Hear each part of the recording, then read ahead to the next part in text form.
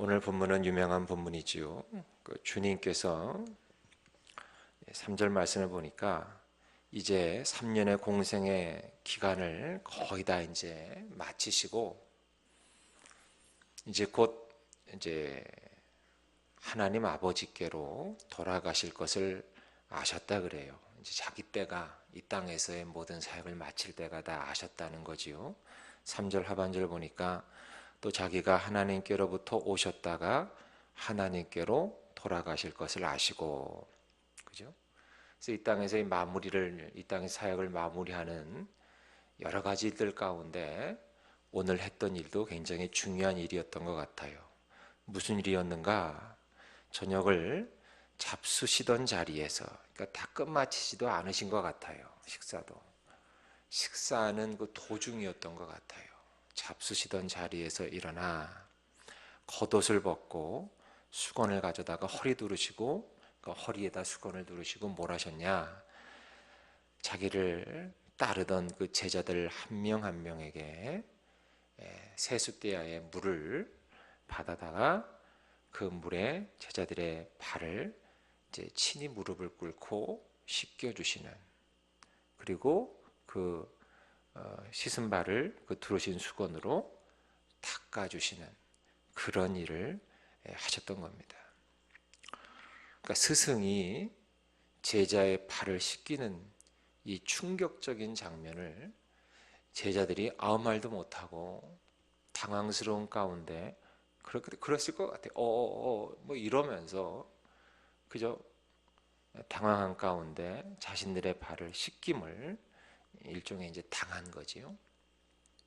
이윽고 마지막 차례로 베드로에게까지 왔는데, 근데 베드로는 도무지 이것을 감당하지 못하고 어떻게 했는가? 8절에 보니까 이렇게 했습니다.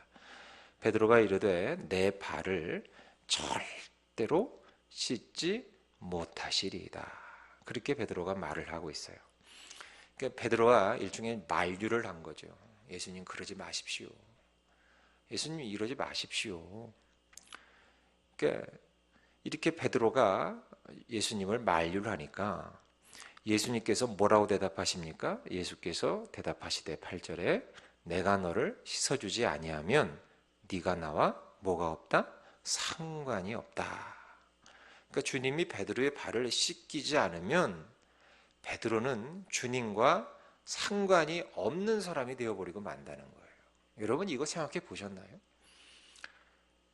그러니까 당연히 만류해야 될 상황인 것 같은데 왜? 지금 스승인 예수님이 제자들을 발을 씻어준다는 것은 여러분 그걸 뭐라고 배웠어요? 섬김이라고 배우셨죠? 우린 다 섬김으로 알고 있고 섬김으로 배웠습니다. 그러니까 스승이 제자들을 섬기는 거죠. 이 상황을 베드로는 만류하는데, 근데 너가 나의 이 섬김을 받지 않으면 너는 나와 뭐가 없다? 상관이 없다는 거예요. 왜 그럴까?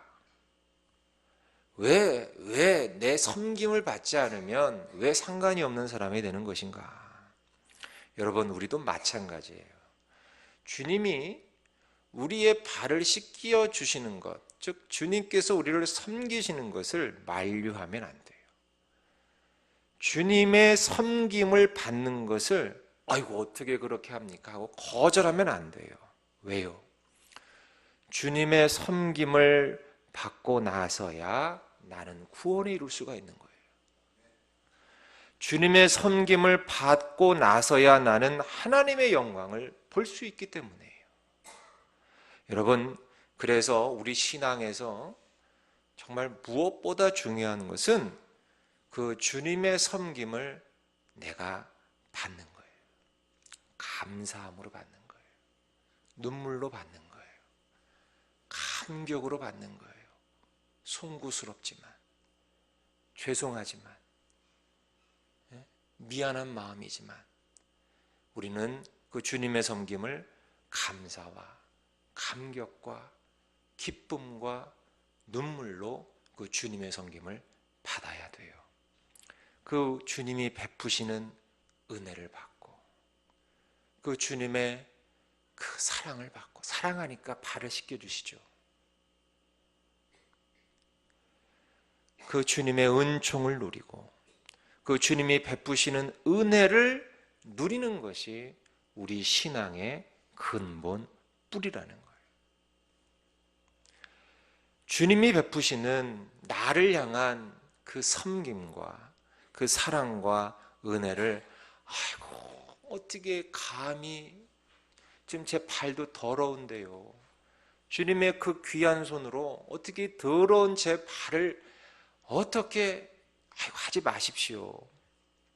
그렇게 그 은혜를 만류하고서는 여러분, 기독교 신앙 자체가 성립이 될 수 없다는 거예요. 주님께서 나를 섬기시고 내 발을 씻기실 기회를 드리지 않고서는 이 신앙이 성립되지 못한다는 거예요.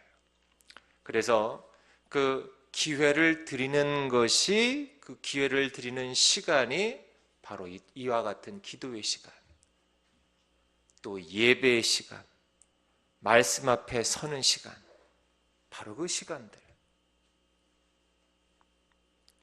자, 그럼 이 주님의 섬김을 만류하지 아니하고 무엇을 해야 할까? 우리는 무엇을 해야 할까?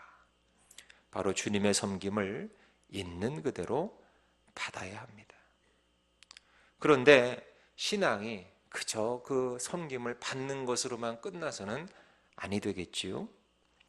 주님의 은혜를 우리가 만류하지 않고 감사와 기쁨과 눈물과 감격으로 받았다면 이제는 어떻게 되느냐?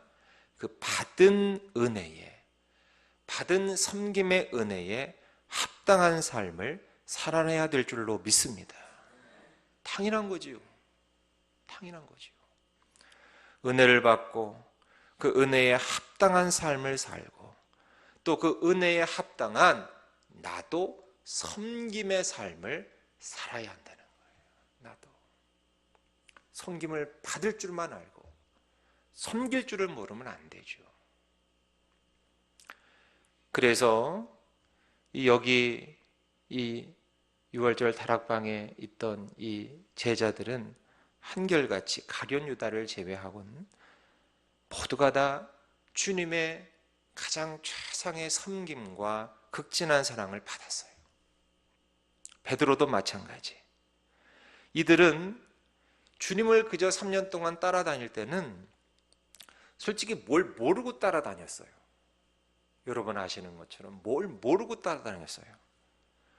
자신이 뭘 하는지, 무엇 때문에 예수를 따라다녀야 되는지 그걸 사실은 확실하게 모르는 상태에서 따라다녔기 때문에 정말 얼마나 많은 철없는 행동과 말과 실수와 그런 언행들이 있었는지 몰라요.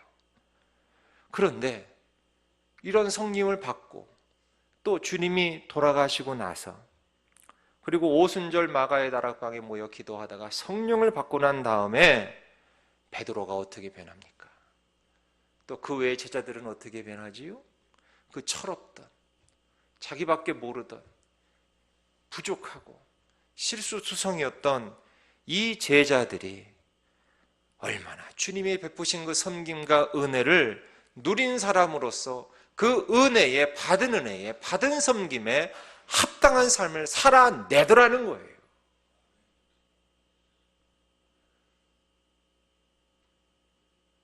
제자들의 여러분 그 마지막 최후의 순간들을 여러분 그 비사들을 다 아시지요. 뭐 누구는 십자가에 거꾸로 매달려 죽고, 누구는 목이 쳐서 죽고, 누구는 기름에 튀겨서 죽고. 여러분 예수님의 그 가룟 유다를 제외한 12 제자들의 그 선교하다가 순교를 당한 그 이야기들, 섬김을 받는 것으로 끝나는 것이 아니라 그야말로 섬기는 자리에까지 그 은혜에 합당한 삶을 살아내더라는 거예요. 그야말로 복음을 위해서 자신의 삶을 다 드릴 수 있었다는 것입니다. 때문에 주님이 나에게 베푸시는 그 은혜와 섬김은, 아이고 나같이 부족한 사람에게 뭘, 나같이 더러운 죄인에게 뭘. 그러면서 손살에 치면서 만류해야 하는 것이 아니라 다 받아 누려야 한다는 거예요. 다소 민망하고 어색하고 송구스럽고 죄송해도 꾸역꾸역 다 받아야 합니다. 받고 또 받아야 합니다. 오늘 받으셨으면 내일도 받으셔야 합니다. 그러고 나서 그 은혜에 합당한 삶을 살아내야 될 줄로 믿습니다. 여러분, 저도 생각해 보면 그 주님의 섬김을 받고 주님께서 이 정말 죄인 중에 괴수인 저에게 베푸시는 은혜를 받고서야 그나마 제 삶에 신락 같은 희망이 생긴 것 같아요. 그리고 감사하게도 그 섬김의 은혜로 말미암아 어쨌든 성도 여러분 앞에서 말씀을 선포하는 자로 서 있게 될 줄 누가 알았겠느냐. 이 기적이죠, 이 기적. 이 기적을 뭐라고 설명할 수 있을까요? 여러분도 마찬가지죠. 여러분 정말 죄인 중에 괴수인 여러분, 저나 여러분이나 다를 게 뭐가 있겠습니까? 근데 여러분을 섬겨주셨어요. 여러분을 한 분 한 분을 주님이 섬겨주셨어요. 정말 더럽기가 짝이 없었던 나의 죄로 그냥 온통 얼룩졌던 죄가 덕지덕지 묻어있던 나의 발을 씻겨주셨다는 거예요. 그래서 여러분 오늘 장로님도 되시고 권사님도 되시고 집사님도 되셔가지고 여러분 주님의 영광을 위해 살 수 있는 이게 기적 아니고 뭐겠느냐는 거예요. 이게 기적 아니고. 나의 발을 씻기시는 주님 만류하지 마십시오. 그게 없으면 우린 죽습니다. 주님의 그 은혜와 사랑 여러분 감사함으로 눈물로 기쁨으로 송구함으로 여러분 받으십시오.